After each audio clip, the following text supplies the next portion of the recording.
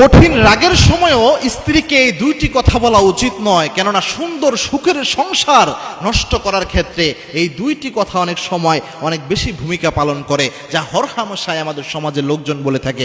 দেখেন, একটা সুন্দর সংসার একটা মানব জীবনে অন্যতম গুরুত্বপূর্ণ একটি বিষয়। যে ব্যক্তির সংসার জীবন ভালো নয়, যে ব্যক্তির পারিবারিক জীবন ভালো নয়, তার মতো অশান্তিতে এই পৃথিবীতে আর কেউ থাকে না। এই জন্য সুন্দর সংসার অবশ্যই যদি আপনি চান, এই দুইটি কথাকে এড়িয়ে চলা বিশেষ করে প্রত্যেকটা স্বামীর জরুরি, যেটা হরহামেশায় বলে থাকে। তার মধ্যে এক নাম্বার হচ্ছে রাগের সময় অনেক স্বামী অনেক সময় বলে থাকে যে তোমাকে আমি তালাক দিয়ে দিব।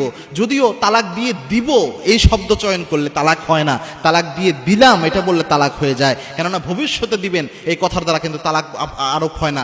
তবুও এই কথা মারাত্মক। তার কারণ হচ্ছে যখন আপনি বলেন যে তালাক দিয়ে দিব, তালাক এমন একটা বিধান, এই বিধানটা হচ্ছে ইসলামের সবচেয়ে নিকৃষ্ট হালাল বিধান, যেটা আল্লাহর হাবিব সাল্লাল্লাহু আলাইহি ওয়াসাল্লাম জানিয়েছেন আবগাদুল হালাল, সবচেয়ে নিকৃষ্ট হালাল বিধান হচ্ছে তালাক। এবং তালাক যখন হয় আল্লাহর আরশ পর্যন্ত কেঁপে ওঠে। আল্লাহ কখনোই চায় না স্বামী স্ত্রীর এই পবিত্র বন্ধন ছিন্ন হয়ে যাক। কিন্তু দুষ্ট জিন ইবলিসের সবচেয়ে বড় মিশন থাকে যে কোনোভাবে একটা না একটা তালাক ঘটাতে হবে। এটা ইবলিসদের, শয়তান, দুষ্ট জিনের অন্যতম একটা মিশন। কেননা দুষ্ট জিন, অন্যান্য যে দুষ্ট জিনরা রয়েছে, তারা যদি তালাক ঘটাতে পারে কোনো পরিবারে কোনো স্বামী স্ত্রীর, তাহলে যে ইবলিস রয়েছে, মেইন যিনি হেড রয়েছে, তার কাছে সে পুরস্কৃত হয়, যেটা বুখারীর হাদিস থেকে জানা যায়। এবং আল্লাহর হাবিব সাল্লাল্লাহু আলাইহি ওয়াসাল্লাম জানিয়েছেন ইবলিস শয়তান ওই সমস্ত দুষ্ট জিনকে পুরস্কৃত করে, সমুদ্রের উপর তার আসনকে সমাসীন করে পুরস্কৃত করে।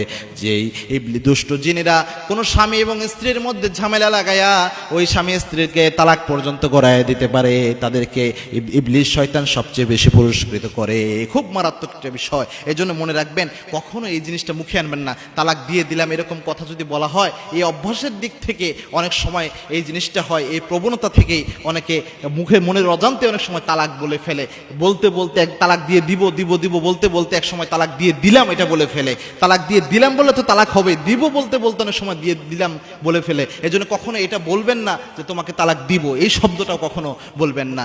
কারণ কোন সময় তালাক দিয়ে দিলাম বের হয়ে যাবে, এটা একটা বাজে অভ্যাস। এই কথা থেকে বিরত থাকবেন। 2 নাম্বার হচ্ছে কখনো স্ত্রীকে বলবেন না যে তুমি তোমার বাপের বাড়ি চলে যাও, এ বাসা থেকে বের হয়ে যাও, এই কথাটা কখনো বলবেন না। মনে রাখবেন, আপনার স্ত্রীকে যখন আপনি বিয়ে করেছেন, স্ত্রীর দায়িত্ব আপনার উপর চলে এসেছে এবং এই স্ত্রীকে ভরণ পোষণ, স্ত্রীর যাবতীয় ব্যয়ভার বহনের যে দায়িত্ব, এটা আপনার উপর বর্তিয়ে যায়। সুতরাং স্ত্রীকে কখনো এই জিনিসটা বলবেন না যে আপনি বাসা থেকে বের হয়ে যাও, তুমি বাসা থেকে চলে যাও, তোমাকে আমি বের করে দিলাম। এটা বললে একজন স্ত্রী সবচেয়ে নিজেকে অস্তিত্বহীন মনে করে। সে নিজেকে খুঁজে পায় না যে আসলে আমি কার কাছে আসছি। তার মতো অসহায় নিঃস্ব ওই অবস্থায় যেন আর কেউ থাকে না। এই জন্য এই 2টি কথা বলা থেকে সবসময় বিরত থাকার চেষ্টা করবেন।